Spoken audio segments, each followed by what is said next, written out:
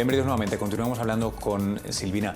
Silvina, Yandiki, me comentabas hace un rato que os acaban de seleccionar, después de haberos ya seleccionado, recuerdo Facebook previamente. En fin, lleváis unos cuantos meses estelares. Cuéntame de qué se trata esta última batch de calidad.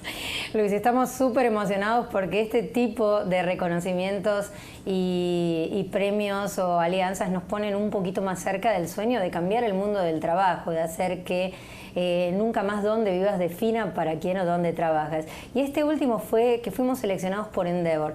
Endeavor es la organización sin fines de lucro enfocada a apoyar emprendedores de alto impacto, que son básicamente aquellos emprendedores que esta organización, que tiene unos estándares muy altos en el proceso de selección, ya que seleccionan simplemente a 1000 de cada 44.000, hasta como ha sido hasta ahora en el mundo, te ayuda a poder llevar la compañía para que la compañía genere cientos de miles de empleo, que cause un gran impacto. Y lo más importante es que una vez que lo logras, cuando ellos te apoyan con contactos, con inversión, con relaciones, con mentoría, tenés la obligación de hacer que este círculo cierre, el pay it forward, el extender esta cadena de favores para que cuando una vez que estés arriba puedas ayudar a que otros emprendedores más jóvenes que están recién comenzando puedan escalar y hacer negocios de alto impacto o negocios globales.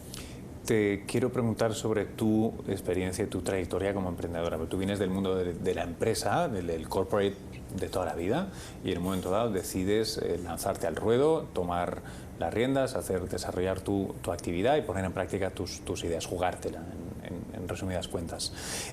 Pero lo haces en un sector que se hace mucho más cuesta arriba de lo normal, porque no solo eres latina y mujer, sino que te metes en tech y a emprender, que es como el peor cociente que me puedo imaginar si atendemos a las críticas que se hacen al mundo tecnológico y de emprendeduría, ¿no? Que si eres mujer no te hacen caso, estás siempre en minoría, tecnología está muy sesgado a favor de hombres blancos graduados en 3 o 4 universidades. ¿Cómo ha sido esta experiencia para ti? Durísima, ha sido durísima. Todo lo que dices es verdad, no hay mujeres en tecnología. El mercado en general atiende más a hombres ingenieros que vienen de la cultura de que la mujer en muchos casos puede estar en un rol, pero siempre es un rol de acompañamiento. Pero bueno, cuando uno quiere ser emprendedor es porque tiene el sueño de cambiar el mundo, y cuando la ambición es grande porque crees que lo que puedes hacer puede transformar la vida de la gente, estos obstáculos de ser mujer, ser latina, no estar en una disciplina tradicional, son los que hacen que el desafío sea mucho más interesante. Y por otro lado también está habiendo un movimiento interesante de apoyo a las mujeres. Una de las cosas importantes para mí es Endeavor, donde cuando miran los números no importa si sos mujer, sos perro, sos rubia, sos alta, sos fea, sos lo que fuera, o sos ingeniera o no ingeniera.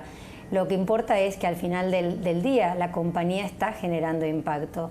Y creo que esto también te ayuda a que puedas, cuando presentas los resultados, ganar esa confianza que por ahí al principio, cuando te miran, cuando estás comenzando, tienen un poquito más de duda de lo podrá hacer, lo hará, y qué pasa si queda embarazada, o qué pasa si la deja el novio, o qué pasa si no se aguanta la dureza de las críticas.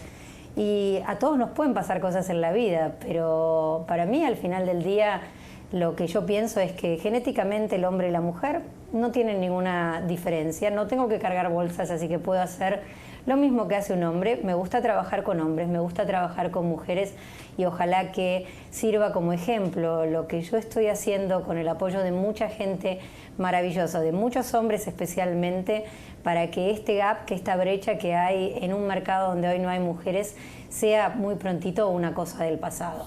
Muchísimas gracias, Silvina, por haber compartido con nosotros. Mucha suerte, si es que te hace falta, porque no nos queda muy claro, con Yandiki, con esta última aventura temporal, porque supongo que habrá más cosas en el futuro. Yo animo a la audiencia a que le echéis una ojeada, visitad la web, lo habéis tenido por aquí, y a que la sigáis, si no la seguís ya, a Silvina en Twitter. Silvina, muchas gracias. Gracias a ti, Luis.